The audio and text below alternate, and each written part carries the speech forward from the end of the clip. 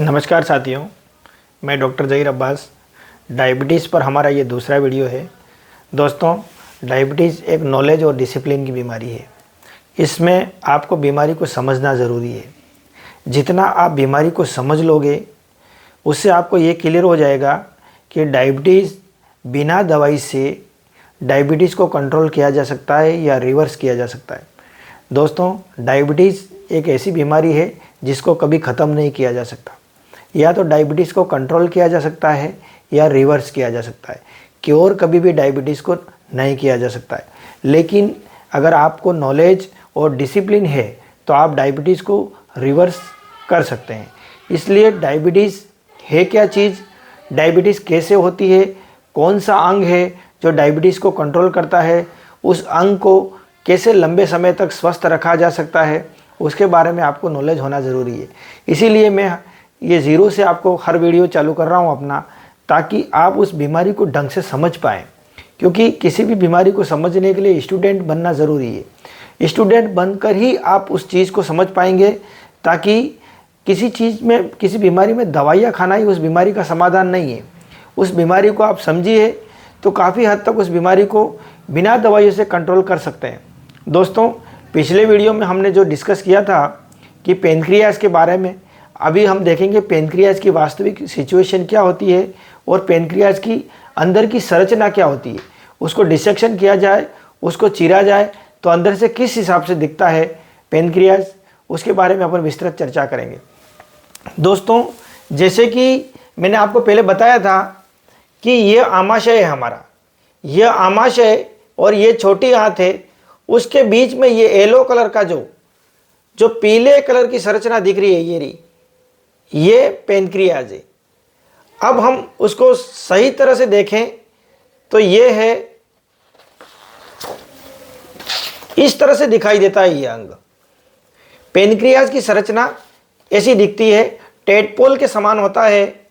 इसका सिर, आगे की तरफ सिर होता है, मध्य भाग होता है, पूंछ होती है,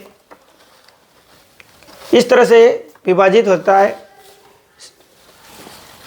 और गहराई से देखने पर ऐसी संरचना दिखाई देती है। यह आमाशय का टर्मिनल पार्ट आ गया, यह छोटी आंत का शुरुआती एरिया और आमाशय का अंतिम एरिया, वहाँ पर ये सिचुएटेड होता है। ये इसका हेड, नेक, बॉडी और टेल 4 भागों में बटा हुआ होता है। अब इसको अंदर से देखा जाए तो जैसे ये है पेनक्रियाटिक डक्ट। अगर इसको, ये है गॉल ब्लैडर है, ये यहां से निकलने वाली इसकी नली, जिसको बाइल डक्ट बोला जाता है। ये पेनक्रियाटिक डक्ट और बाइल डक्ट दोनों मिलकर छोटी आंत में खुलते हैं। अब अगर इस अंग को डिसेक्शन करके देखा जाए तो यह संरचना इस तरह से दिखाई देती है अंदर से। इसमें क्या चीज दिखाई देती है? इसमें 2 तरह की कोशिकाएं दिखाई देती हैं। एक तो सेंट्रोएसिनार सेल्स बोलते हैं जिसको, इस तरह से इसके चारों ओर सेंट्रोएसिनार सेल्स होती हैं। और ये जो बीच वाली संरचना है उसको एसिनार सेल्स बोला जाता है। सेंट्रोएसिनार सेल्स क्या काम करती है? यह बाइकार्बोनेट का सिक्रेशन करती है, जो कि डुओडेनम में पाचक रस, डाइजेस्टिव जूस के साथ जाकर मिलता है। और ये एसिनार सेल्स है। यह एसिनार सेल्स क्या करती हैं? एसिनार सेल्स का स्टिमुलेशन, हमारा जो आमाशय होता है, हमारे आमाशय की दीवारों में गैस्ट्रिन हार्मोन होता है। उस गैस्ट्रिन हार्मोन द्वारा इस एसिनार सेल का स्टिमुलेशन किया जाता है। एसिनार सेल्स में पाचक एंजाइम होते हैं।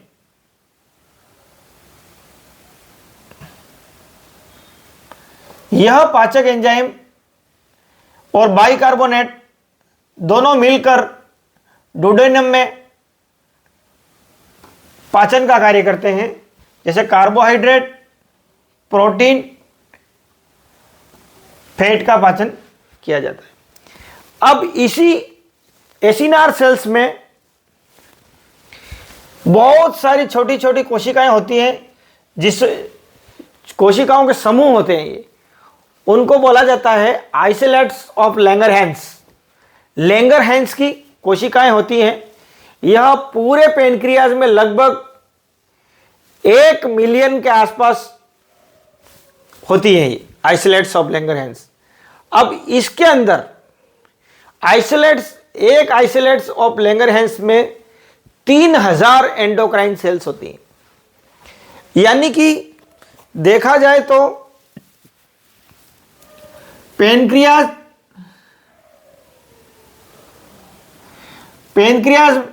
2 तरह की सेल्स का बना होता है, सेंट्रोएसिनार और acinar cells. Centroacinar cells bicarbonate enzyme release करती हैं और एसिनार सेल्स हैं वो पाचक रस के साथ साथ इसके अंदर आइसोलेट्स ऑफ लैंगरहैंस पाई जाती कोशिकाएं। यह 1 मिलियन के लगभग संख्या होती है। 1 मिलियन आइसोलेट्स ऑफ लैंगरहैंस होती है। इस आइसोलेट्स ऑफ लैंगरहैंस के अंदर एक आइसोलेट्स ऑफ लैंगरहैंस में 3000 एंडोक्राइन सेल्स होती हैं।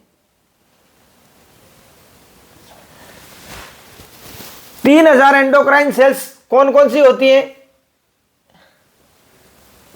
एल्फा, बीटा और गामा सेल्स। ये 3000 एंडोक्राइन सेल्स हैं, वो 3 प्रकार की होती है, एल्फा सेल्स, बीटा सेल्स और गामा सेल्स। अब एल्फा सेल्स तो ग्लूकागोन हार्मोन का स्त्राव करती हैं, बीटा सेल इंसुलिन का स्त्राव करती हैं और गामा सेल्स हैं वो सोमेटोस्टेटिन का स्त्राव करती हैं। यह सोमेटोस्टेटिन हार्मोन है वो ग्लूकागोन हार्मोन और इंसुलिन दोनों का कंट्रोल करने का काम करता है। ग्लूकागोन हार्मोन क्या करता है? यह ग्लूकोनियोजेनेसिस प्रोसेस को बढ़ा देता है, जिससे ब्लड में शुगर लेवल को बढ़ाता है ग्लूकागोन। जबकि बीटा सेल्स द्वारा स्त्रावित हार्मोन इंसुलिन हार्मोन द्वारा ब्लड शुगर को कंट्रोल किया जाता है, ब्लड में शुगर लेवल को कम करता है। यह दोनों हार्मोन एक दूसरे का विपरीत कार्य करते हैं। अगर ब्लड में इंसुलिन की मात्रा कम है तो ग्लूकागोन स्वतः बढ़ जाएगा, या ग्लूकागोन की मात्रा कम है तो इंसुलिन स्वतः बढ़ जाएगा। इस प्रकार से हमारा ये पेनक्रियाज इन एंडोक्राइन हार्मोनों की वजह से, इंसुलिन और ग्लूकागोन की वजह से ब्लड में शुगर को मेंटेन करने का काम करता है। दोस्तों, आगे के वीडियो में हम इसको और डिटेल में समझेंगे कि यह एंडोक्राइन हार्मोन अपना कार्य कैसे करते हैं और पेनक्रियाज में किस चीज़ की विकृति के कारण डायबिटीज़ रोग धीरे धीरे पनपता है, उसकी विस्तृत चर्चा अपन अगले वीडियो में करेंगे। दोस्तों, आपको डायबिटीज़ को पूरा समझना है तो मेरा क्रम से एक वीडियो आपको देखना पड़ेगा। और मैं दावे के साथ कहता हूँ, अगर आपने हर वीडियो ढंग से देख लिया तो अंतिम वीडियो देखते देखते आप केवल खान पान और रहन सहन से डायबिटीज़ को कंट्रोल कर लेंगे। जय हिंद, जय भारत।